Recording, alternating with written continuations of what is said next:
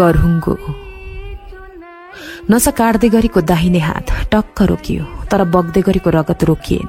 घाउ सानो भए पनि नसा काटिएकाले रगत धेरै बग्न थाल्यो। धन्न अलिकति मात्र काटेकी थिए। पुरै काट्नबाट मलाई उनले होइनन्, उनको सम्झनाले बचाएको। सम्झना पत्ती भन्दा पनि धारिलो हुँदो रहेछ र धारलाई धारले काट्दो रहेछ। नत्र त्यति धारिलो पत्तीलाई सम्झनाले कसरी रोक्न सक्थ्यो त? झण्डै 5-7 मुठी रगत मैले बेसिनमा बगाएँ। मन अलि हलुका भए जस्तो लाग्यो। सायद पीडा आँसुबाट भन्दा धेरै रगतबाट बग्दो रहेछ क्यारे। केही पीडाका पत्थरहरू मुटुबाट रगत हुँदै बाहिर गए जस्तो लाग्यो। जसरी पानी धेरै पिएपछि पिसा फेर्दा कहिलेकाहीँ मृगौलामा भएका ससाना पत्थर फुत्त बाहिर निस्कन्छन्। बेसिनमा लागेको रगत पानीले पखाल्ने र काटेको ठाउँमा दाहिने हातको बुढी औँलाले मजाले थिचिरहे। लाग्यो आखिर रगत त मेरै हो नि। त्यसपछि आफ्नो रगतको असाध्यै माया लागेर आयो। मुटु भित्रबाट ऊ बसेको कोठाको रगत बगिसकेर होला। आफ्नै शरीरबाट रगत बग्दा पनि मलाई घाउ निचोरेपछिको जस्तै आनन्द आयो। अलिकति पिसाब, अलिकति आँसु र अलिकति रगत बगाएर म टोयलेटबाट ओछ्यानमा आएँ र पल्टिएँ। घाउमा औँलाले थिचेर पल्टिरहेँ, तर मलाई मुटु अठ्याएर पल्टिन मन थियो। धेरै बेर अठ्याएपछि रगत थामियो र त्यहाँ टेप लगाएँ अनि रुमालले बाँधेँ। उसँग उठ्नुपर्ने जति सबै रिस उठिसकेपछि लाग्यो, उसँग मात्र के रिसाउनु? यो घटना र प्रतिघटना, उमेर र समय, माया र भावना सबै मनको खेल नै हुन्। आखिर संसारमा मलाई मात्र यस्तो भएको पनि त होइन। यहाँ मेरो भन्दा भयानक वियोगान्त घटना पनि त घटेका छन्। तिनलाई पनि सम्हाल्दै मानिसले कति ठुल्ठुला काम गरेका छन्। त्यसपछि मन सुनसान भयो। मेरो मनको संसारबाट एकजना मात्र उठेको, तर मेरो मन करोडौं मानिस एकसाथ उठेको संसार जस्तो निर्जन भयो। आखिर मैले मनको यो निर्जनतालाई स्वीकार नगरी सुखै छैन। तर कसरी स्वीकारू? मुखबाट पसेको शुद्ध पानी बाहिर निस्कँदा कि पिसाब भइदिन्छ कि पसिना। ठिक त्यसै गरी ऊ मेरो जीवनमा पस्दा शुद्ध पानी भएरै पस्यो र निस्कँदा पिसाब र पसिना भएर निस्कियो। सबैभन्दा धेरै त आँसु भएर निस्कियो, अलिकति त रगत भएर पनि निस्कियो। पिसाब थाम्न सकिन र फेरिदिएँ। पसिना आएपछि आफैलाई आफ्नो शरीर गनाउन थाल्यो र नुहाइदिएँ। पीडाले मन फोहोर भयो भनेर मन धुन रोइदिएँ। पापी मायाले मुटु मैलो बनायो भनेर केही रगत उसको नाममा बगाइदिएँ। त्यसपछि आफैले आफैलाई सोधेँ, के मायाको स्वभाव यस्तै हुन्छ? आफैलाई उत्तर दिएँ, हुँदैन। बगिरह्यो भने फोहोर माया पनि शुद्ध हुन्छ। जसरी ढलमती भएर बगेको बागमती बग्दै बग्दै रौतहटमा पुग्दा पिउन योग्य पानी भइदिन्छ, मायाको स्वभाव यस्तो पनि हुन्छ। मैले 3 पटक छातीमा मुड्कीले हाने र सुस्केर छाड्दै सासले भने, हरे म कस्तो मायामा फसेछु।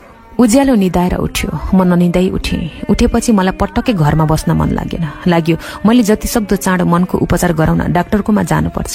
यतिखेर मेरो मनको डाक्टर भनेकै हुने मैले उनलाई भेट्न जानै पर्छ। एकैछिनमा म तयार भएँ र मामुलाई भान्साको ढोकाबाटै बिस्तारै भने, ड्रामाको वर्कसप छ, गएँ। मामुले के भन्नुहोला भन्ने नकुरी म सरासर घरबाट निस्केँ। बाटोमा पुगेपछि मनको डाक्टरलाई फोन गरेँ, सर कता हुनुहुन्छ? रुममै छु। मलाई आजको दिन दिन सक्नुहुन्छ?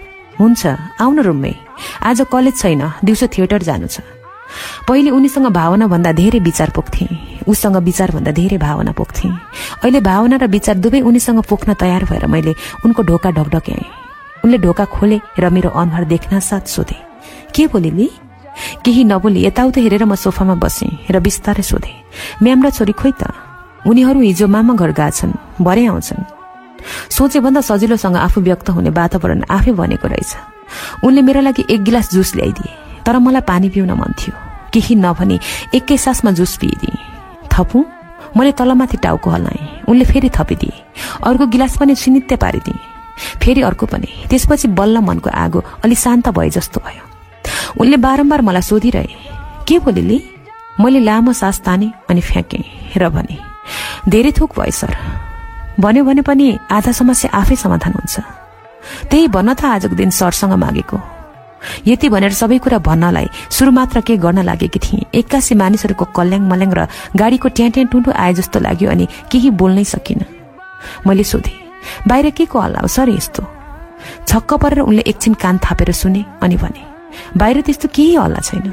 तिमीले सुनेको हल्ला तिम्रै मनको हुनुपर्छ। सर मलाई एकदमै पीडा भइरहेछ। म छु नि, चिन्ता नगर। म छु नि भन्ने कुराले मलाई धेरै राहत दियो। धेरै बेरसम्म मैले केही नभनेको देखेर उनले भने, भन न लिली, सके तिम्रो समस्या समाधान गरौँला, नसके सहानुभूति राखौँला। एक्कासी मलाई केले छोप्यो केले, आफूलाई सम्हाल्नै सकेनछु। अनायासै उनलाई झ्याप्प अँगालेछु र उनको छातीमा टाउको राखेर घुङ्क घुङ्क रुँदै भनेछु, सर मलाई समर्पणले धोका दियो। त्यसपछि उनको तनको तातोले मेरो मनको पीडा झन पग्लन थालेछ र पहिले देखेको के पीडा र कुण्ठा, रिस र आवेगहरू पनि रुन थालेछ। मैले आँसु र अंगालोले भनेका पीडालाई उनले मेरो पिठ्युमा थपथपाएर औंलाका स्पर्शहरूले धेरै बेर सम्झाए। अंगालोमै बाँधेर मैले उनलाई उसले दिएको धोकाको कहानी सारांशमा सुनाए। यो कुरालाई उनले अति सहज रूपमा लिए र गहन रूपमा सम्झाए। उनले आफ्ना औंलाहरूले मेरो पिठ्युमा थेरापी गर्दै धेरै कुरा बुझाए। उनका कुरा मेरा कानबाट होइन, उनको औंला हुँदै पिठ्युबाट सोझै मुटुमा गए जस्तो लाग्यो। अंगालो फुकाएर उनले मेरो पग्लिँदै गरेको आँखा र संग्लिँदै गरेको अनुहार हेरिरहे। कता कता मलाई लाजले छोप्यो। उनलाई हेर्न नसकेर तल हेरे। आँखाबाट आँसु र अनुहारबाट लाज सँगसँगै खस्दै थिए। उनको मधुर ध्वनि कानमा गुन्जिरह्यो। यो सब हुनु नै थियो, भयो। अहिले तिमीलाई पीडा भए पनि कालान्तरमा यही पीडालाई तिमीलाई आनन्द दिनेछ। यो सबै राम्रैका लागि भएको, अब विगत बिर्सिदेऊ। सम्झे पनि सपना मानेर सम्झिदेऊ। तर मैले हिक्का छोड्दै भने, विपनालाई सपना मानिदिए भने त भ्युजेपछि म आफै रहन्न सर। उनले दार्शनिकले चाहिँ सम्झाए। पीडालाई आँसुले नुहाइदिनुपर्छ र हाँसोको सुकिलो वस्त्र लगाइदिनुपर्छ। त्यसपछि पीडालाई पनि मानिसहरूले प्रेम ठान्नेछन् र पीडालाई प्रेम ठानेर प्रेम दिनेछन्। जब पीडाले धेरै प्रेम पाउनेछ, त्यसपछि पीडा बिस्तारै आफै प्रेममा रूपान्तरित हुनेछ। मैले उनको आँखामा एकछिनसम्म हेरेँ र सोधे, सर यो अनुभव हो कि अध्ययन? उनले थोरै मुस्कुराएर भने, दुवै। मेरो मनमा पीडाको पारो अलि घट्यो र लामो सास फेरेर भने, मेरो पनि दुवै होला जस्तो छ। उनले मेरो मनोविज्ञान बुझेर होला पीडा स्वीकार गर्ने तरिका बताउँदै भने, आज हाँसिरहेको फूल भोलि नहाँस्न सक्छ, आज नाचिरहेको पात भोलि ननाच्न सक्छ, आज गाइरहेको कोइलीले भोलि नगाउन सक्छ। मैले तर्क गरेँ, तर सर आज बगिरहेको नदी भोलि पनि बगिरहन्छ, तर आज सफा बगिरहेको नदी भोलि धमिलो बग्न सक्छ। यसै भनेर म मन बुझाउँ र नियतिलाई स्वीकार गरौँ त? आज मेरो मायामा बाढी आयो र मनको नदी धमिलो भयो भनेर?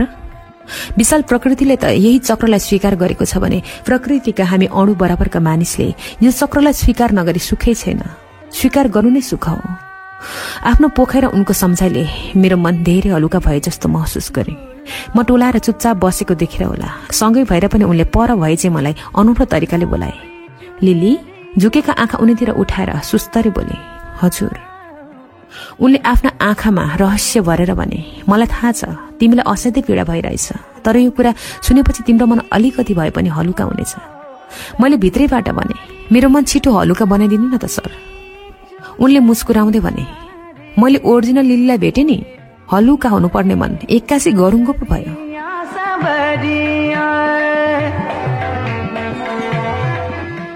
गुडिया, उनको ओरिजिनल लिलीले मेरो मनमा आएर यति चर्को हल्ला गर्न थाले कि मैले त त्यसपछि उनले भन्दै गएका कुरा पनि सुन्नै छोडे। मैले त आफैलाई पनि सुन्न छोडे। मनका र तनका कान टिनिन्न बज्न थाले। लाग्यो उनले मेरा सबै खुसी आफ्नो बैंकमा धितो राखेर मलाई पीडा मात्र दिइरहेछन्। वास्तविक लिलीलाई कहाँ भेट्नुभयो? कसरी भेट्नुभयो? कहिले भेट्नुभयो? के लिली पहिले जस्तै थिइन्? अब पनि मलाई लिली नै भनिराख्नुहुन्छ? मलाई कहिले भेटाउनुहुन्छ त तपाईकी लिली? मैले मनोकामना मातालाई तपाईसँग लिलीको भेट गराइदिनुस् भनेको थिएँ। के माताले मेरो कुरा सुन्नुभयो के हो त? आदि प्रश्न सोधेर मैले उत्साह देखाउँछे भन्ने उनलाई लागेको हुँदो हो, तर मैले कुनै उत्साह देखाउन सकिनँ। म खुसी हुन नसकेको देख्दा उनले सोचे होलान्, आफ्नो बिछोडको पीडामा अरूको मिलनको खुसीले आनन्द दिन सक्दैन, बरु अरूको बिछोडकै पीडाले आनन्द दिन्छ। केही बेरको मौनतापछि फेरि आफैलाई सम्झाए, के भयो त भेटेर? आखिर भेट्दै मेरो भाग खोसिने त होइन नि, किनभने उनीहरू दुवैको आफ्नै जिन्दगी छ। उमेरमा सबैको माया हुन्छ र बिछोड पनि, जसरी मेरो भयो। त्यसपछि आँखा उठाएर उनीतिर हेरे। उनका आँखामा आफूप्रति उस्तै माया र करुणा देखे, उस्तै हार्दिकता र प्रेम देखे। अलिकति खुसीको लाली लगाएर अनायासै उनलाई सोधे, लिलीले तपाईलाई अझै पनि उस्तै माया गर्दिरहेछन् सर? अलिअलि अकमकाउँदै उनले भने, उनले त आफ्नै श्रीमान र सन्तानलाई माया गर्दिरहेछन्, खुब धेरै माया। मलाई त उनले लगभग बिर्सिसकेकी रहेछन्। सम्झेर पनि पहिलेको माया पलाएर आएन। हामीले त आफ्नै विगतलाई पनि यसरी कुरा गर्यौं कि मानौ कि हाम्रो मायाको कथा कुनै उपन्यास र फिल्मको कहानी हो, हाम्रो गुलाबी उमेरको मिठो निशानी हो। यसबाहेक लिलीका बारेमा केही सोधिन, बरु भने, सर अहिले लिलीको बारेमा मलाई यहाँभन्दा केही नसुनाउनु र तपाईले पनि लिलीसँग फेरि नभेट्नु। छक्क परेर उनले सोधे, किन? फ्याट्ट भनेछु, किनभने तपाईको मन बिग्रन सक्छ र म्यामलाई धोका हुन सक्छ। यस्तो अनौठो कुरा सुनेर उनले मलाई छक्क परेर हेरे, जबकि मैले नै पहिले लिलीसँग उनको भेट होस् भनेर मनोकामना मातासँग समेत प्रार्थना गरेकी थिएँ। मैले यो पनि भने, सर अबदेखि मलाई लिली पनि नभन्नु। के भन्नु त? बेदु, त्यसपछि उनकै कोठामा खाना खाएर हामी दिउँसो सँगसँगै थिएटर गयौं। नयाँ नाटक रिहर्सल गर्दा अलिअलि भए पनि आफूलाई बिर्सिएँ र मन हलुका भयो। नाटक र अभिनयसँग भुल्दै जाँदा आफ्नो पीडा अलिअलि भए पनि भुल्दै गएँ। भुल्दै गएको मेरो मन फेरि फुल्दै जाओस् भनेर होला उनले भने। आज सबै फूल झरेको बोट भोलि ढकमक्क फुल्न सक्छ। आज पतझड देखिएको रुखमा भोलि हराभरा पलाउन सक्छ। आज चुपचाप लागेको कोइली भोलि बसन्तमा प्रेम गीत गाउन सक्छ। आज धमिलो बगेको नदी भोलि प्राञ्जल बग्न सक्छ। त्यसैले बेदु तिमी फेरि विभिन्न रङमा फुल्नेछौ, हराभरा हुनेछौ, सुरिलो गीत गाउँदै प्राञ्जल भएर बग्नेछौ। त्यो दिन धेरै टाढा छैन। उनको कुराले नै मेरो मनको ढोका बसन्तले ढकढक्याए जस्तो भयो। बसन्तको स्वागतार्थ म मन र जीवनको ढोका खोल्न हतारेँ। फर्किने बेलामा उनले एक प्याकेट चकलेट र एउटा गुडिया किनेर मलाई उपहार दिए। यस्तो किन गरेका होलान् भनेर म छक्क परे। चकलेट त मुखमा राखेपछि एकैछिनमा पक्रेर सकिन्छ, तर गुडिया त जति आँखामा राखे पनि हेरेर सकिँदैन। घरमा आएपछि उनले दिएको गुडिया सिरानी लिएर टेबलमा राखेँ। राति मनमा अनेक कुरा खेल्दा मैले त्यो गुडियालाई आफ्ना कथा र व्यथाहरू सुनाइछु। उनलाई भन्न नसकेका, साथीहरूलाई पनि भन्न नसकेका, त्यो धोकेबाजलाई पनि भन्न नसकेका कथा र व्यथाहरू सुनाइछु। यस्तो लाग्यो गुडियाले मेरो कुरा सुनिरहेछ र बुझिरहेछ। उनलाई सुनाउँदा जस्तै त्यो गुडियालाई सुनाउँदा पनि आनन्द आयो।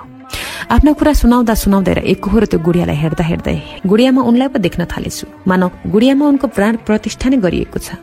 यसरी नै हरेक रात सुनाउँदै जाँदा एक रात त सुनाउँदा सुनाउँदै एक्कासी गुडियालाई छातीमा पो टाँसेछु र छातीमा टाँसेर निदाएछु।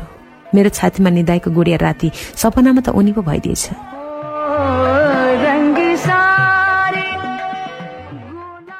मैलो सन्तुष्टि। आफ्नो मनबाट उसलाई मेट्न अब मैले आफ्नै मनको कारखानाबाट एक झोला इरेजर उत्पादन गर्नुपर्छ। मेटिने जति मेटिन्छन्, नमेटिने जति सम्झनामा भेटिन्छन्। मनमा उसले र मैले बनाएका चित्रहरूको रङ त मेटियो, तर रेखाहरू हिँडेका डोबहरू मेटिएन। मनमा उसका अवशेष भए पनि तनमा कुनै अवशेष थिएनन्। ती उसले छोएर छोड्ने बित्तिकै मेटिए पानीमा चाहिँ। तर एउटा अवशेष जुन आफैले मुटुको ठिक माथि देब्रे स्तनको तल ट्याटु लेखाएकी थिए, उसको नामको पहिलो अक्षर, यसलाई कसरी मेट्ने होला? सुनेकी थिएँ ट्याटु पनि मेट्न मिल्छ रे। मिल्ने भए यसलाई म छिट्टै मेट्नेछु र जीवनलाई नयाँ बाटोमा हिँडाउनेछु। त्यसपछि भविष्यको योजना बनाउन थालेँ। अब म अभिनय र नाटक लेखनको बाटोलाई अझै फराकिलो बनाएर पर मेरो जीवनको लक्ष्यसम्म पुग्ने सडक बनाउनेछु। स्नातक तहमा विज्ञान होइन, कला र नाटक पढ्नेछु। लन्डन गएपछि पनि म कला र नाटक नै पढ्नेछु। शेक्सपियरको देशमा गएर पनि नाटक गर्न पाए भने त कति मजा आउने थियो। म त्यहाँ गएर अंग्रेजीमा पनि नाटक लेख्नेछु र अंग्रेजी नाटकहरूमा पनि खेल्नेछु। ओछ्यानमा पल्टेर यस्तै कुरा सोचिरहेको बेला अचानक उनको याद आयो र गुडियातिर हेरेँ अनि यस्तो मेसेज लेखेछु। सर, तपाईँ पनि आइएल्स गर्नु अनि लन्डन जाने प्रोसेस गर्नु न। बुबाले भन्नुभएको हामी अर्को वर्ष लन्डन जान पाउँछौँ रे। उनले लेखे, मैले आइएल्स गरिसकेको छु बेदु। विदेश त जाने नै हो, तर कुन देश जाने, अस्ट्रेलिया या युके सोचिरहेको छु। जहाँ गए पनि म पीएचडी का लागि जानेछु। मैले फेरि लेखेँ, सर अस्ट्रेलिया त नजान्नु, त्यहाँ त धोकेबाजहरू मात्र जान्छन् जस्तो लाग्छ। मलाई चाहिँ धोका दिएर कति समर्पणहरू त्यहाँ गएका होलान्। सर हजुर त युके नै जानुपर्छ। अर्को रात केही दिनदेखि गुड्डु फेरि मसँग सुत्न थालेकी थिए। ऊ मस्त निदाइरहेकी थिए। पहिले पहिले ऊ मेरो कोठामा आएको पटक्कै मन पर्दैन थियो। अचेल मन पर्छ, थोरै भए पनि आड हुन्छ। सोच्छु गुड्डु म जत्रै भएपछि उसलाई कुनै केटाको छाया समेत पर्न दिने छैन। छाया परिहालेछ भने पनि मायामा पर्न दिने छैन। दिदीका तर्फबाट माया गरेर उसलाई केटाको मायाबाट टाढा राख्नेछु, ताकि उसले म चाहिँ टुट्न नपरोस्। ओछ्यानबाट जुरुक्क उठेर 3-4 घुटको पानी पिएँ र पर्दा खोलेर झ्यालबाट बाहिर हेरेँ। रुख र रुखमा घर बनाएर बसेका चराहरू निदाइसकेका थिए। कुनै कुनै घरका झ्यालहरू भने निदाएका थिएनन्। निद्रा नलागेपछि पिसाब धेरै लाग्दो रहेछ। 0 वाटको बल्ब बालेर टोयलेट गएँ। टोयलेटबाट फर्किँदा मामुको कोठाबाट खस्याक खुसुक आवाज आए चाहिँ लाग्यो। केही चलमलाए जस्तो, केही छटपटाए जस्तो, केही गुनगुनाए जस्तो। डर लाग्यो कतै मामुलाई केही भएर एक्लै छटपटाउँदै र बरबराउँदै त हुनुहुन्न। एउटा मनले ढोका ढकढकाउने आदेश दिँदा अर्को मनले अनुमति दिएन। व्यवस्थापूर्वक म आफ्नो कोठामा आएँ र ढोका लगाएर ओछ्यानमा पल्टिएँ। ओछ्यानमा पल्टिँदा गुडियातिर हेरेँ अनि उनलाई सम्झिँदै गुडियालाई काखमा राखेर मेसेज लेखेँ। सर, मेरो मन कहिले लेउ जस्तो लाग्छ, जो 3.25 वर्षसम्म ढुङ्गामा बस्यो। कहिले कमलको फूल जस्तो लाग्छ, जो 3.25 वर्षसम्म हिलोमा फुल्यो। अहिले त म ढुङ्गामा पनि छैन, हिलोमा पनि। अहिले त म आफ्नै जिन्दगीबाट खसेर आफ्नै जिन्दगीमा पछारिएकी छु र नयाँ यात्राको तयारीमा लागेकी छु। कुनै के सोचेर हो यो मेसेज पठाइन, तर सेभ गरेर राखेँ। कुनै दिन पठाउनु पर्ला कि भनेर। अहिले पठाउँदा उनी आफ्नै श्रीमतीसँग होलान्। बेकारमा मध्यरातमा आएको यही मेसेजका कारण उनको सम्बन्ध बिग्रेला भनेर डर लाग्यो। फेरि अर्को मेसेज लेखेँ। माया नगर्ने मानिसको जुठो खायो भने ओठमा घाउ आउँछ रे। माया गर्ने मानिसको जुठो खाएन भने मनमा घाउ आउँछ रे। पहिले मेरो ओठमा घाउ किन आयो भनेको त उसको जुठो खाएर रहेछ। अहिले मनमा घाउ किन आयो भनेको त तपाईको जुठो नखाएर रहेछ। यो मेसेज पनि पठाइन, सेभ पनि गरिन। छ्या, यस्तो मेसेज त के पठाउनु। आफूले लेखेको मेसेज पढेर आफैसँग लाज लाग्यो। फेरि अर्को मेसेज लेखेँ। कहिले त लाग्छ तपाईकी लिली तपाईले कल्पना गर्नुभएको सुन्दर परीको नाम मात्र हो। तपाईकी मनकी मायालु जसलाई तपाईँ बाहिर खोजिरहनु भएको छ। खोज्दै जाँदा तपाईले ममा लिली देख्नुभयो। तपाईले अस्ति भेटेँ भनेको लिली पनि सायद वास्तविक लिली होइनन्। एउटा कुरा भने पक्का हो, तपाईँ अलि चाँडो जन्मिनु भयो, म अलि ढिलो जन्मी, नत्र त म साँच्चै नै तपाईकी लिली हुने थिएँ होला। यो मेसेज पनि पठाइन, तर सेभ गरेर राखेँ। फेरि अर्को मेसेज लेखेँ। सर, तपाईँ जस्तो पनि हुन सक्नुहुन्छ। मेरो अगाडि म जस्तै भइदिनुहुन्छ, म्यामको अगाडि म्याम जस्तै, अरूहरूको अगाडि अरूहरू जस्तै। तर तपाईँ तेल हो कि पानी मैले छुट्याउनै सकेकी छैन। थिएटरको मानिसले त साँच्चै भनेका हुन् कि नाटक गरिरहेका हुन्। छुट्याउनै गाह्रो हुने रहेछ। थिएटरमा अभ्यस्त हुँदै गएपछि अरूहरूलाई म पनि यस्तै लाग्छु होला। यो मेसेज पनि पठाइन, तर सेभ गरेर राखेँ। फेरि अर्को मेसेज लेखेँ।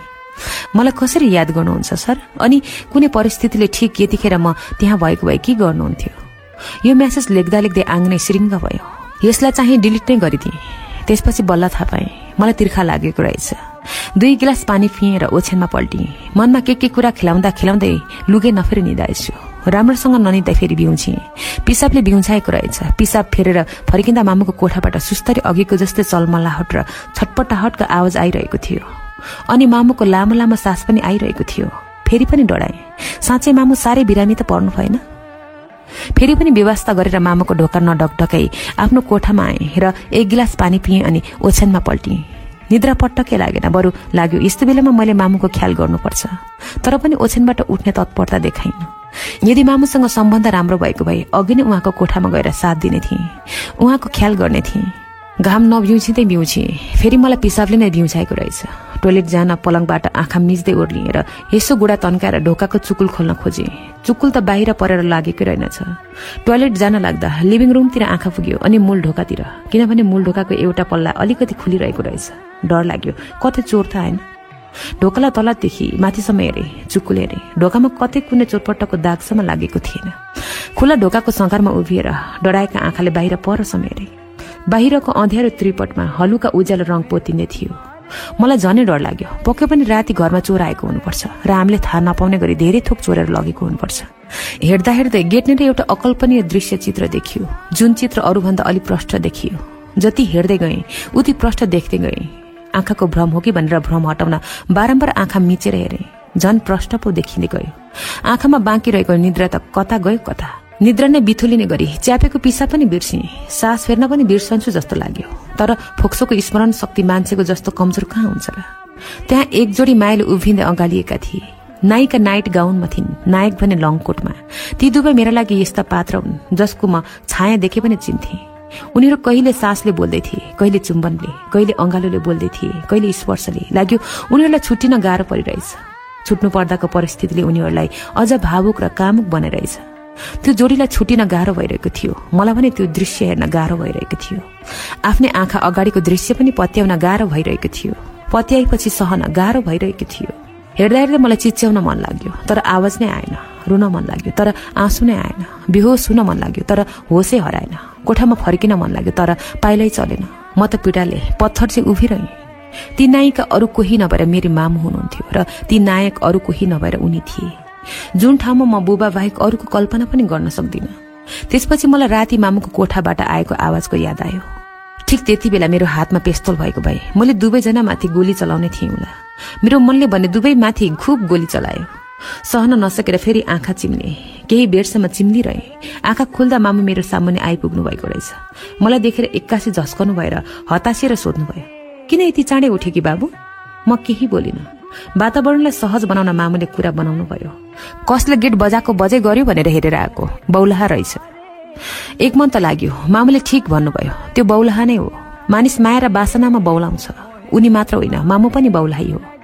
एकाएक मैले त्यो दिन मामुले भन्नुभएको सम्झेँ। त थिएटर र जागिरका कारण होइन, त्यो केटाका कारण डेरामा बसेकी होस्। एक दिन त सोध्दै खोज्दै तेरो डेरामा पुगेको थिएँ, त त्यो केटासँग भएको कुरा बाहिरबाटै थाहा पाएँ र छातीमा मुड्कीले हानेर म ढोकाबाट फर्केको थिएँ। एक्कासी मलाई मामुसँग बदला लिन मन लाग्यो र भन्न मन लाग्यो, तपाईँ बुबालाई माया गर्नुहुन्न, त्यो हम्बटलाई माया गर्नुहुन्छ। राति तपाईँको छटपटाहट सुनेपछि केही भयो कि भनेर धेरै पटक तपाईँको ढोकामा पुगेको थिएँ। तपाईँ त्यो लेडी किलरसँग भएको बाहिरबाटै थाहा पाएँ र छातीमा मुड्कीले हालेर ढोकाबाटै फर्केँ। तर जति प्रयास गर्दा पनि भन्न सकिनँ। म थर थर कापिरहेकी थिएँ। मुखबाट वाक्य फुट्न सकेको थिएन। यति मात्र भन्न सकेँ, मलाई सब थाहा छ। मेरो यति एक वाक्यले मामुका आँखा झुके। अचानक मलाई मैलो सन्तुष्टि मिल्यो।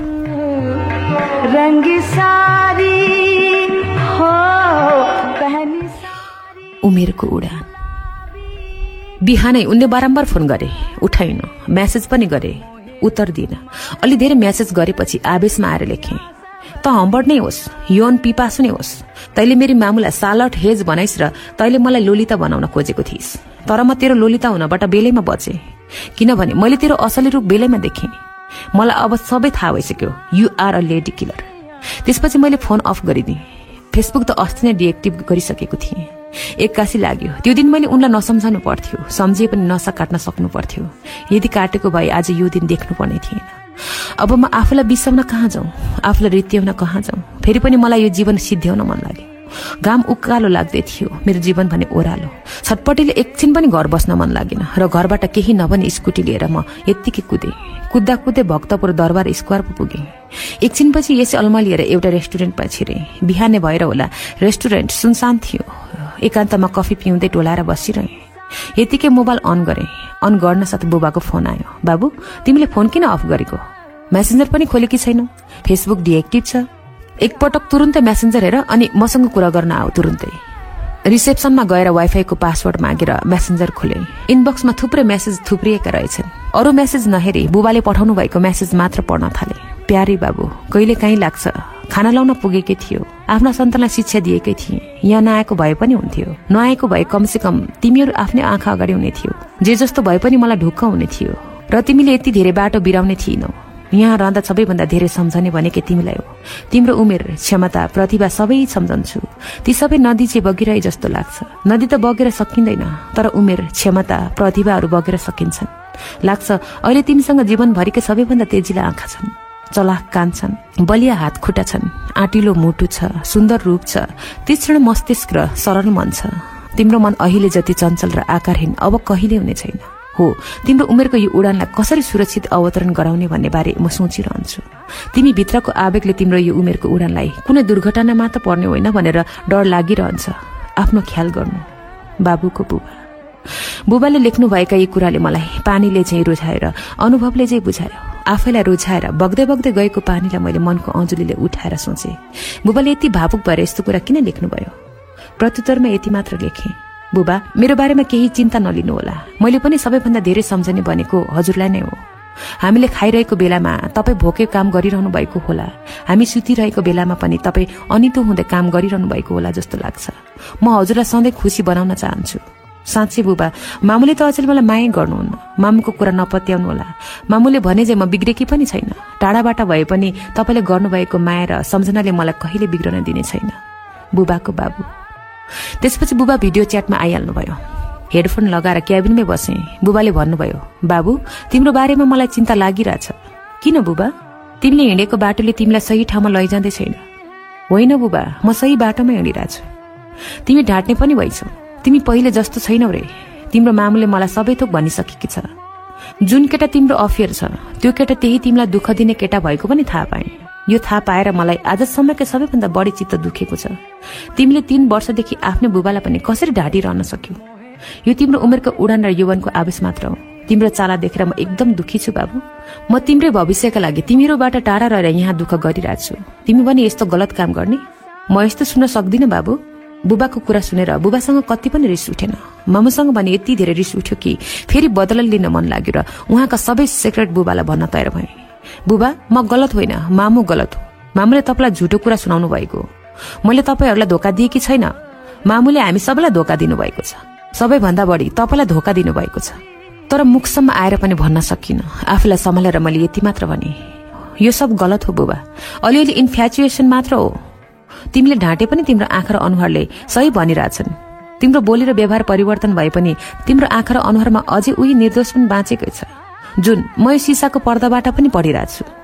त्यसपछि मैले बोलेको झुट देखाउने मेरो अनुहार र आँखालाई देखाउने मन लागेन। एक्कासी भिडियो च्याट अफ गरिदिएँ। पहिले निदाइसकेको बदला पनि जागेर आयो र अहिलेको आवेशसँग जोडियो। दुई साना साना खोला मिसेर नदी भएझैं म भित्र बदलाको नदी बग्न थाल्यो। तर त्यो नदीको पानी फोहोर थियो।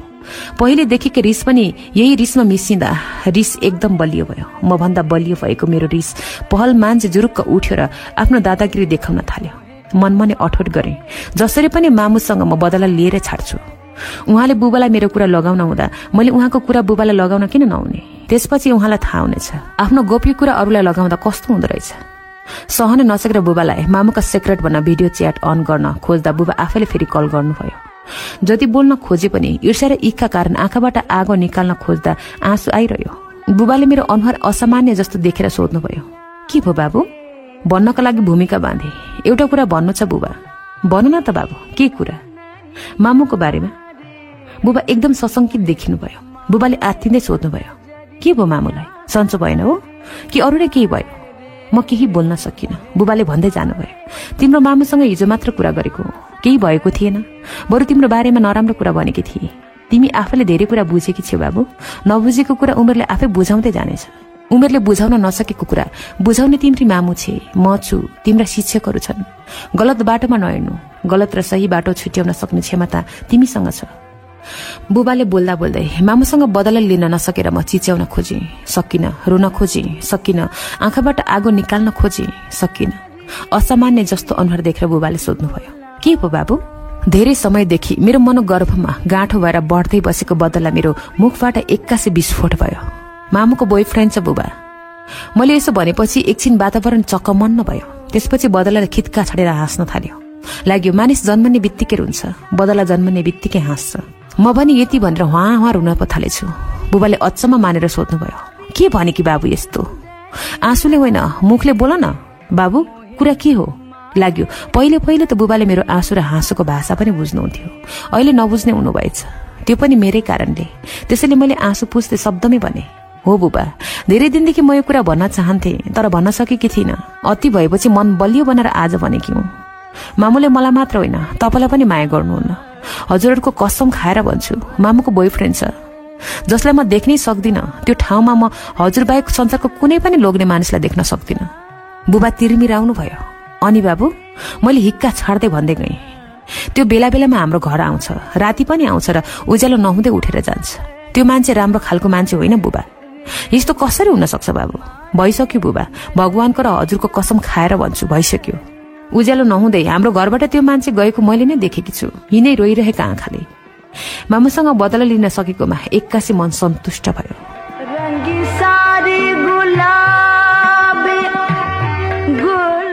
पीडामा पत्थर। घर पुग्दा घाम डुबिसकेको थियो। गुडुलाई एक्लै देखेर सोधे, मामु खोइ? उसले भने, मामु अघि भर्खर ट्याक्सीमा मामा घर जानुभयो। हजुरआमा बिरामी हुनुहुन्छ रे।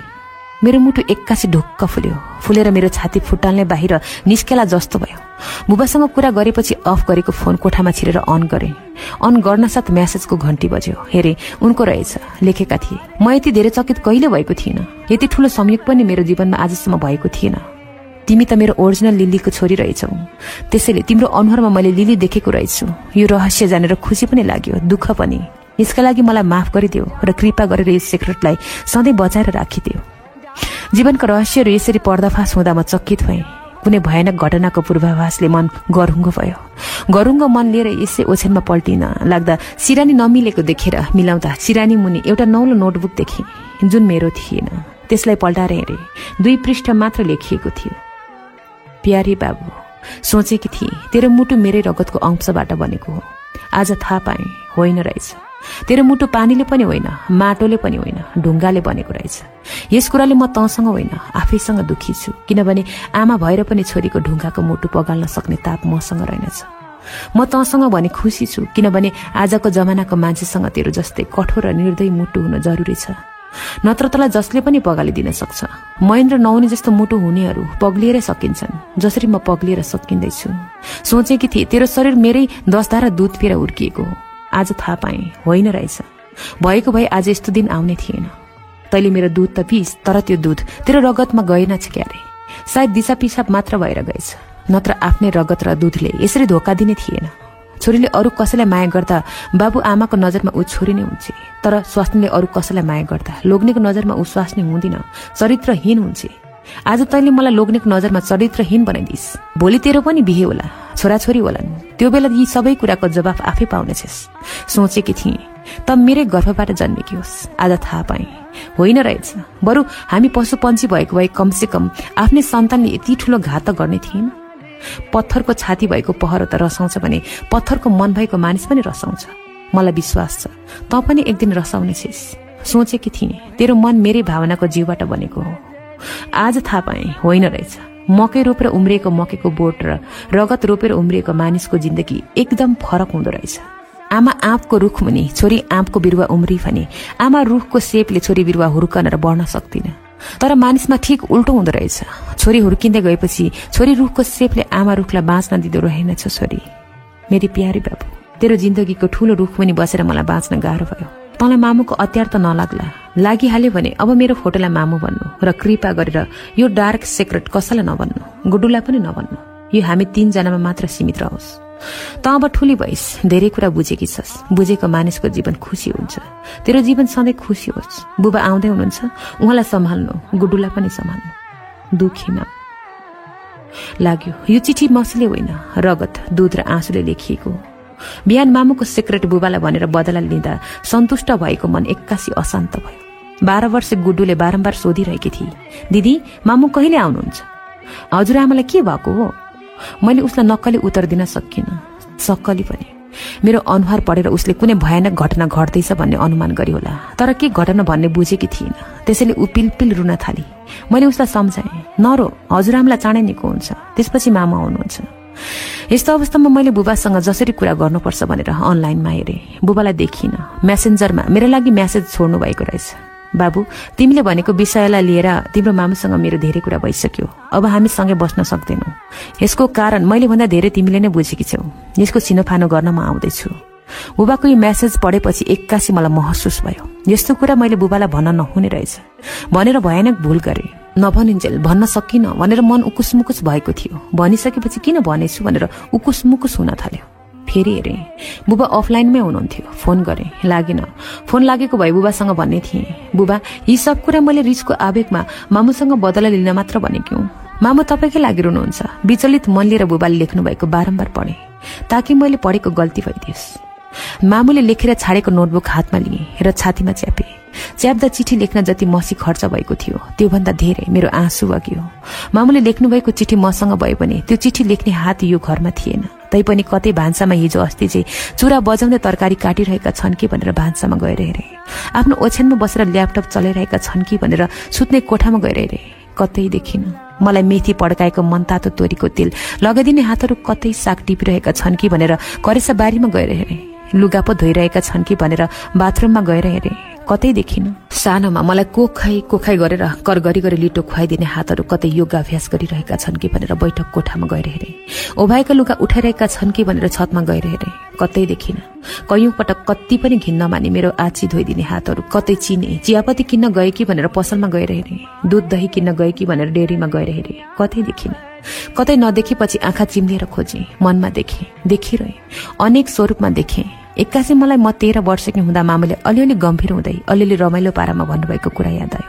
मसँग तर्किँदा पनि त कर्कलाको पातमा तप्किएको पानी जस्तै सुन्दर देखिन्छस्, तर याद गर्नु कर्कलाको पातमा रहेको पानीलाई सानै हावाले पनि भुइँमा खसाइदिन्छ। लाग्दैछ आज हावाले होइन हुरीले मलाई भुइँमा खसाइदिँदैछ।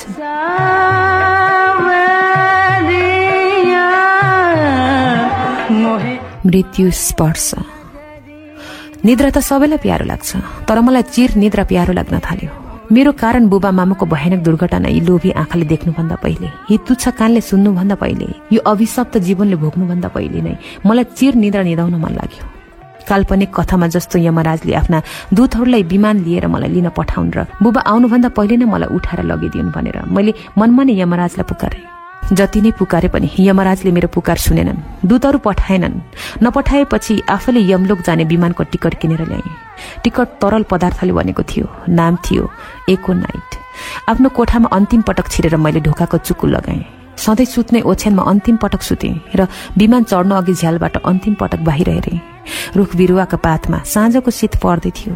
मेरो आँखामा पनि शीत पर्दै थियो, तर आँखामा परेको शीतले जीवनको तिर्खा मेटिँदैन, जसरी पातमा झरेको शीतले रुख बिरुवाको तिर्खा मेटिँदैन। एको नाइट पिएर मैले मृत्युको तिर्खा मेट्दै थिएँ, किनभने जीवनको तिर्खा धेरै पटक मेटिसकेकी थिएँ। यमलोक जाने विमान चढ्नु अघि बुबा र मामुका लागि अन्तिम पटक एउटा कागजमा खरखर केही कुरा लेखेँ र सिरानी मुनि राखेँ। त्यसपछि कोठाको झ्याल र झ्यालको पर्दा अन्तिम पटक लगाएँ। कोठालाई अँध्यारो बनाएँ। मेरो औँलाहरूले काँप्दै काँप्दै विमानको बिर्को समय र परक्क बटारे। सिसीको सिल तोडियो। बिर्कोमा नखने सिसीबाट नै सोझै त्यो झोल एकैचोटि घुटुक्क पार्न आफ्नो मुखको डिलमा सिसीको मुखको डिल राखेँ र घोप्ट्याउन तयार भएँ। घोप्ट्याउनै लाग्दा फोनको घण्टी बजिरह्यो। फोनको घण्टीले झस्किएर एक्कासी मेरो हात थरथराएर केही थोपा जिब्रोमा पर्यो। मुख आगोझे पोल्न थाल्यो र साह्रै नमिठो गनायो। त्यसपछि मेरो हात टक्क रोकियो, तर फोनको घण्टी रोकिएन। लाग्यो जिन्दगी अफ गर्न अघि मैले मोबाइल अफ गर्नु पर्थ्यो। फेरि मोबाइल बजिरह्यो। एको नाइटको सीसी टेबलमा राखेर एकछिनसम्म मोबाइल हेरेँ। नेपालमै हुँदाको बुबाको नम्बर पो रहेछ। मैले काँप्दै फोन उठाएँ। बुबा बोल्नुभयो, बाबु म एयरपोर्ट आइपुगेँ, 1 घण्टा जतिमा म घर आइपुग्छु होला। बुबाको आवाज सुन्नासाथ एक्कासी मलाई जीवनको माया लाग्यो। एक्कासी मलाई बुबाको अनुहार हेर्न मन लाग्यो। बुबाको छातीमा टाउको राखेर रुन मन लाग्यो। बुबा मलाई साथ दिन आउँदै हुनुहुन्थ्यो, तर म जाँदै थिएँ, किनभने एको नाइटका केही थोपा मेरो जिब्रो र जीवनमा चढिसकेका थिए। त्यसपछि बुबाको भन्दा धेरै मामुको माया लाग्न थाल्यो। कतै उहाँले पनि मैले जस्तै दुस्साहस गर्नुभयो भने? त्यसो भयो भने बुबाका 2 आँखाले हामी 2 जनाको 2 लास देख्नुपर्छ। पर्दा सर्काएर झ्याल पुरै खोलेर बाहिर हेरेँ। आकाशमा बाक्लो बादल पानी बोकेर दौडिरहेको थियो। लाग्यो तनको विष पखाल्न सके, मनको विष आफै पखाल्न सक्ने थिए। मेरो तनको विष पखाल्ने पानी बादलसँग छ। आकाशको बादल हेर्दै गर्दा मेरो आँखामा पनि बादल लाग्न थाल्यो र आँखाले धमिलो देख्न थाले। कानले मधुरो सुन्न थाले र यी इन्द्रियहरूले विश्राम माग्न थाले। मलाई जीवनको झन माया लाग्न थाल्यो। घाम, जुन, धरतीका सृष्टिहरू जे छन् सबैको माया लाग्न थाल्यो। एक्कासी गुड्डुलाई सम्झेँ। ऊ बैठक कोठामा या बाहिर कतै खेल्दै ओलिन्। मलाई गुड्डुको पनि असाध्यै माया लाग्न थाल्यो। गुड्डुको भन्दा बुबाको भन्दा मामुको र मामुको भन्दा आफ्नो जीवनको माया लाग्न थाल्यो। अब मेरो जीवनमा ठूलो उत्तरदायित्व छ। जसरी पनि मैले बुबा र मामुको मिलन गराउनै पर्छ। बुबासँग माफी मागेर हुन्छ कि मामुको पाउ परेर हुन्छ। मैले यो काम फत्ते गर्नै पर्छ। तर यसो गर्ने जीवन खोइ, समय खोइ। मैले ईश्वरसँग 2 दिन मात्र भए पनि समय ऋण मागे, बदलामा पुरै जिन्दगी नै तिरौला भनेर। बिस्तारै टाउको झम्म पार्न थाल्यो। शरीर लाटिँदै गयो। सायद रगतमा निको नाइटको प्रभावले होला आँखाले अझ मधुरो देख्न थाले, कानले अझ मधुरो सुन्न थाले, जिब्रो अझ लाटिँदै जान थाल्यो र बोल्न नसक्ने हुँदै गए। मलाई अब बाँच्दिन भन्ने पक्का भयो। छाती पिटी पिटी रुन मन लाग्यो, तर रुनै सकिन, किनभने आँसु पनि एको नाइटले सोसिसकेछ क्यारे। छटपटाउँदै टेबलमा बसिरहेको एको नाइटको सिसीलाई हेरेँ। त्यसलाई फ्याँक्न खोजेँ, तर मलाई छुन पनि मन लागेन। मन नलागी छोएँ। काँप्दै गरेका हातले बिर्को लगाएर जालबाट फ्याँकेँ, तर निको नाइटले मलाई संसारबाट नै फ्याँक्दै थियो। त्यही बेला ढोका ढकढक गरिरह्यो। ढोकाको मात्र होइन, मानिसको आवाज पनि आयो। बाबु। एक्कासी बाबु भन्ने सम्बोधनले मलाई बल दियो, जुन बलले मलाई ढोकासम्म घिसारेर पुर्यायो, ढोका खोल्न सक्ने बनायो। ढोका खोलेर हेर्दा त साँच्चै नै बुबा हुनुहुँदो रहेछ। बुबासँगै गुड्डु पनि उभिएकी थिए। जीवनमा धेरै पटक बुबाको उपस्थितिले मेरो मनोबल बढेको थियो। फेरि पनि मनोबल बढ्यो, तर तनोबल सकिसकेपछि मनोबल मात्र बढेर के हुन्छ र? मलाई मृत्यु नजिक देखेर बुबा एकदम आत्तिनु भएर भन्नुभयो, के भो बाबु तिमीलाई? मैले ठूलो भूल गरेँ बुबा, भयानक भूल। त्यसपछि हेर्दा हेर्दै पनि म बुबालाई नदेख्ने भएँ, यो संसारलाई नै नदेख्ने भएँ।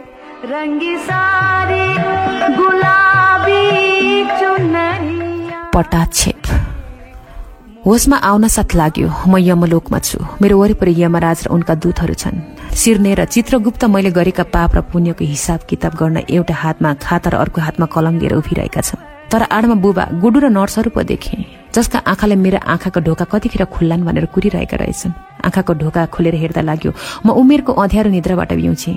क्याबिनको बायाँतिरको झ्यालबाट अटाइ नअटाइ उज्यालो आइरहेको थियो। सायद घाम पनि त्यतै थियो, तर मैले त अर्ध उज्यालो मात्र देखेँ, किनभने मेरो सामुन्ने मामु हुनुहुन्थेन। मेरो उमेरको अँध्यारोमा मायाको घाम भएर बुबाले मलाई हेर्नुभयो। मैले जीवनको बत्ती भएर बुबालाई हेरेँ। एक्कासी चर्किएको अम्खोराबाट पानी रसाए झैं मेरा आँखाका 2 ढोकाबाट आँसु रसायो। अनुहारको पिँढीमा आँसु धेरै नपुग्योस् भनेर मैले एकैछिन आँखाको ढोका लगाएँ। ढोकाको चेपबाट समेत आँसु रसाइरह्यो। बुबाले मेरो आँसु पुछिदिनु भयो। मैले फेरि आँखा हेरेँ। हेर्न साथ बुबाको अनुहार खुसीले उज्यालो भयो। लाग्यो जन्मिएपछि मैले बुबालाई दिएको सबैभन्दा ठूलो खुसी यही हो। मलाई यसरी नै मामुलाई पनि हेर्न मन थियो। उहाँको अनुहारमा पनि खुसी देख्न मन थियो। मेरो मस्तिष्कका पुरै फाइल नखुल्दै बुबालाई एक्कासी सोधेछु, मामु खोइ। बुबा बोल्नै सक्नु भएन। त्यसपछि मेरो मस्तिष्कका अरू फाइलहरू बिस्तारै खोल्दै गए जहाँ मामुको माया थियो। बुबालाई मामु खोइ भनेर सोधेकोमा आफैलाई ग्लानि भयो। मलाई अलि ठिक भएपछि डाक्टरले थप औषधि लेखिदिएर भोलिपल्ट बिहान डिस्चार्ज गरिदिए। मैले ईश्वरसँग 2 दिन ऋण मागेकी थिएँ। बुबाले मलाई जिन्दगी दिनुभयो, फेरि पनि जिन्दगी दिनुभयो। 2 पटक ठिक समयमा बुबा नआउनु भएको भए अहिले म यस संसारमा हुने थिइनँ। लाग्यो बुबा मेरो जीवनदाता मात्र होइन, समय पनि हो। मैले घडी चिन्न सकेँ तर समय चिन्न सकिनँ। बुबाले मलाई समय चिनाउनु भयो। म त बाँचेकी थिएँ तर आफू बाँच्नुभन्दा ठूलो कुरा मैले मामुलाई बचाउनु थियो। जसरी मामुले मलाई गर्भमा बचाउनु भएको थियो, गर्भबाट जन्मिएपछि जोगाउनु भएको थियो। त्यो बेला मामुले मलाई जन्माउन नचाहेको भए बुबाको आँखा छलेर भए पनि औषधि खान सक्नुहुन्थ्यो। घरमा आएपछि मामुलाई फोन गरेँ, स्विच अफ थियो। बुबाले मसँग मामुको बारेमा केही सोध्नु भएन र केही भन्नु भएन। उहाँ मेरो लागि घर जस्तै मौन हुनुभएको थियो र घरले जस्तै सुरक्षा दिइरहनु भएको थियो। बुबाले बनाउनु भएको खाजा खाएर म ओछ्यानमा ढोका खुले राखेर पल्टिरहेकी थिएँ। लिभिङ रुममा कोही नौलो मानिस प्रवेश गरे जस्तो लाग्यो, जोसँग बुबा गुनगुन कुरा गरिरहनु भएको थियो। ओछ्यानबाट उठेर ढोका छेउ गएँ। ढोकाकै छेल परेर त्यो मानिसलाई हेरेँ। उनले कालो कोट लगाएको थियो। बुबा र त्यो मानिसको कुराबाट बुझेँ ऊ वकिल हो जसले कानुनी रूपमा बुबा र मामुको सम्बन्ध विच्छेद गराउँदैछ। बुबाले त्यो मानिससँग गरेको कुराबाट बुझेँ यसका लागि उहाँहरू भोलि नै अदालत जानुहुनेछ। मामु पनि सहमतिमा आइसक्नु भएको छ। नआए पनि लेनदेनमा तलमाथि गरेपछि आउनुहुनेछ र सम्बन्ध विच्छेद गरिनेछ। मन बलियो बनाएर आफूलाई आदेश दिएँ, यो बेला तैँले केही न केही भूमिका खेल्नै पर्छ। त्यो वकिल गएपछि मैले बुबालाई बोलाउनै लागेकी थिएँ। बुबा नै मेरो कोठामा आउनु भएर मेरो आडमा बस्नुभयो। बुबालाई केही महत्वपूर्ण कुरा भन्न मैले शक्ति सञ्चय गर्दै थिएँ। मैले शक्ति सञ्चय गरेको टाउकोमा बुबाले प्रेमपूर्वक सुमसुम्याउनु भयो। बुबाले सुमसुम्याउँदा मेरो मनोबल ह्वात्तै बढ्यो। मलाई सजिलो होस् भनेर यसो सिरानी मिलाइदिन खोज्दा बुबाले मेरो सिरानी मुनि मैले नै लेखेर राखेको मृत्यु पत्र देख्नु भएछ।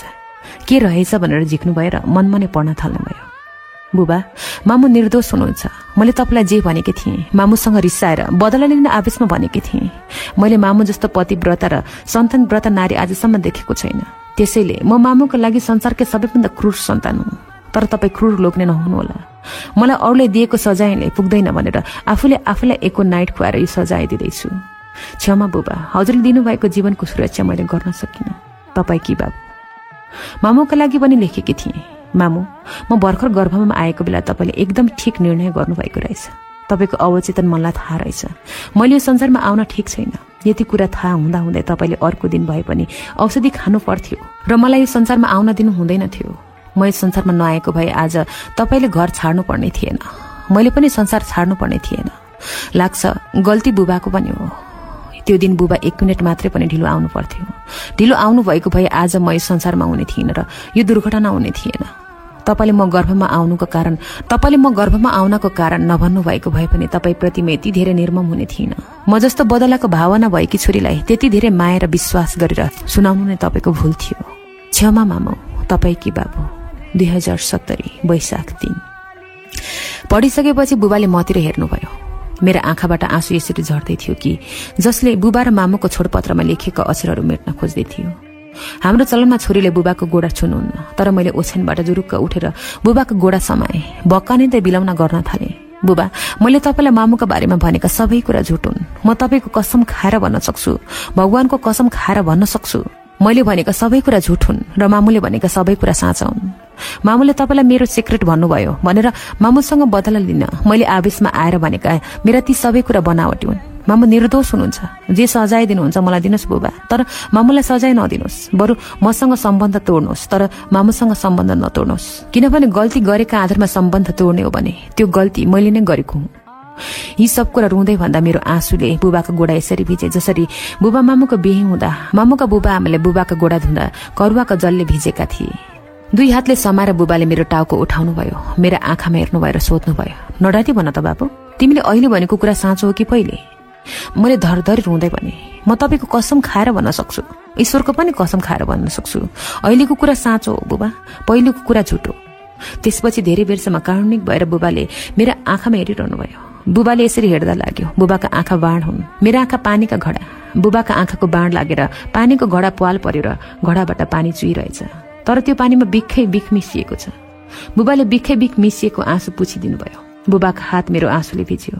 त्यो देखेर लाग्यो मेरो बिखै बिख भरिएको आँसुले बुबाको हात झारिदिन सक्छ। झारिदियो भने फेरि म रोएको बेला मेरो आँसु पुछिदिने हातै हुने छैन। त्यसपछि आतिन्दै मैले बुबाको हात समाएर उहाँको हातमा लागेको आँसु पुछिदिएँ। कस्तो अचम्म, बुबाले मेरो आँखाका आँसु पुछिदिनु भयो। मैले उहाँको हातको आँसु पुछिदिएँ। मेरो आँसु झर्दै र मैले बोलेको कुरा विचार गर्दै बुबा धेरै बेरसम्म सोचमग्न हुनुभयो र गहिरो ध्वनिमा भन्नुभयो, त्यसो भए तिमीले यी सबै कुरा बुझाएर मामुलाई फिर्ता ल्याउन सक्छौ त बाबु? एक्कासी मैले खुसी थाम्न सकिनँ, आँसु थाम्न पनि सकिनँ। एकैछिन अघि पीडाको आँसु बगेको थियो, एकैछिनपछि हर्षको लाग्यो। मैले मुखले बोलेको कुरा होइन, आँसुले बोलेको कुरा पत्याउनु भएको। बुबाले बिखै बिख मिसिएको आँसुले बोलेका कुरा पत्याउनु भएको। हर्षका आँसु भने म आफैले पुछेर बलियो बोलीमा भने, सक्छु। बुबाले शान्त भएर भन्नुभयो, त्यसो भए भोलि बिहानै मामा घर जाऊ र मामुलाई लिएर आऊ। एक्कासी मेरो आँखाबाट झरेको आँसु यज्ञको जलझारीबाट झरेको जल जस्तै पवित्र भयो, किनभने भर्खर मेरो आँखाबाट विष रोएर सकियो। अब मेरो आँसु शुद्ध भयो। त्यसपछि शुद्ध आँसुले भिजेका मेरा हातले बुबाका हातमा त्यहाँ छोए, जहाँ जहाँ अघि मेरो बिखै बिख भएको आँसु लागेको थियो, ताकि बुबाको हातमा लागेको विषलाई शुद्ध आँसुले मार्न सकोस्। म मामु लिन जान यति हतारिएँ कि मलाई भोलि बिहानसम्म कुर्न सक्छु जस्तै लागेन। भोलि बिहानसम्म कथाले अर्कै मोड लियो भने, रातभरिमा मामुले मैले भन्दा भयानक दुस्साहस गर्नुभयो भने। घडी हेरेँ, रातको 9 बज्ने लागेको रहेछ। बाहिर पुरै अँध्यारो भइसकेको थियो, तर मलाई अहिले नै यो घरलाई उज्यालो बनाउनु थियो। लाग्यो बत्ती बालेर यो घर उज्यालो हुँदैन, घाम उदाएर पनि यो घर उज्यालो हुँदैन, मामु आएर मात्र यो घर उज्यालो हुन्छ। मामुलाई फोन गरेँ, उठेन। त्यसपछि फटाफट मेसेज लेखेँ, मामु मलाई माफ गरेर तपाईँ तयार भएर बस्नुहोला, आधा घण्टामा म त्यहाँ आइपुग्छु तपाईँलाई लिन। बुबाले नै पठाएर म तपाईँलाई लिन आउँदैछु। त्यसपछि बुबालाई पनि नसोधी स्कुटी निकाले। मैले स्कुटी निकाल्दा बुबाले थाहा पाउनु भएछ र भन्नुभयो, बाबु अहिले नजाऊ, तिमी आफै पनि त बिरामी छौ, सक्दिनौ। बुबाको कुरा नसुनी म यति चाँडै निस्किएछु कि बुबा बाहिर निस्किँदासम्ममा म बाटोमा पुगिसकेकी थिएँ। बुबा बाटोमा आउँदा म बत्तिसकेकी थिएँ। मेरो तन मनमा यति धेरै बल आएको थियो कि म मामुलाई अहिले नै बोकेर भए पनि ल्याउन सक्छु जस्तो लागिरहेको थियो। सायद म आजसम्मकै सबैभन्दा बलियो भएकी थिएँ। आफू बिरामी छु भन्ने पनि बिर्सिएर स्कुटी बताउन थालेँ। जति बताउन थालेँ मेरो बिमार उति बेपत्ता भएर जान थाल्यो र म अझ बलियो हुँदै गएँ।